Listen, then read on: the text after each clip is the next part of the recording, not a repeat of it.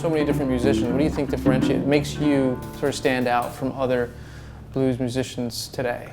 Well, I mean, I don't necessarily categorize myself as a blues musician, so maybe that's part of it. Okay. Because I'm coming at it from, the knowledge of a lot of different kinds of music.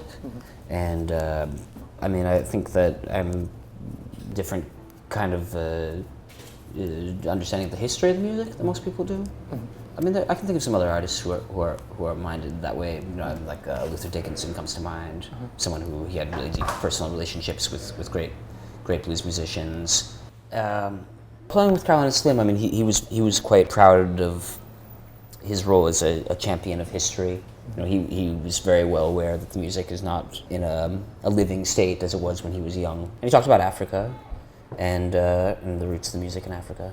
And the things he said about that weren't always make sense in a kind of linear kind of way, but they gave some sense of the importance of African music and the importance of memory, even if it's cultural memory. The cultural memory you receive when you're inside a culture.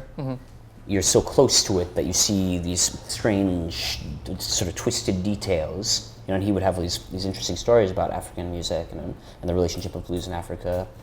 And they aren't necessarily the way like a scholar would talk about it, or someone who was outside of the culture would talk about it. Right.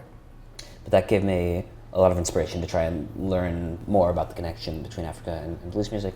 And also kind of like a confidence that the things that you experience of your own culture are what's valid, and someone else's definition of it is not going to be more important than yours, and some arbitrary, scholarly imposed definition of a culture. Right. So that was helpful for me in terms of having the confidence to try and work with my family legacy of cantorial music. Right.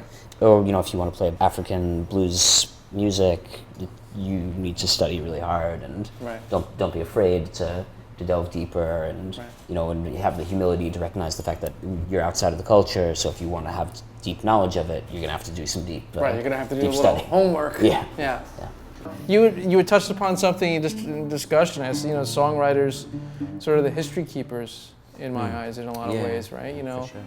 I mean, in our generation, we're completely saturated with this kind of we can get history wherever we want it, but if you don't know where to look for it, then you're in trouble. Right. So it's important to keep looking and keep also going back to the old sources, whether it be, the analog records or going to the library or actually physically traveling to places that are far away from you, because the internet can't take you there. Right. And the internet won't tell you that it's there, even though it is all there, but the internet's not going to tell you. Right.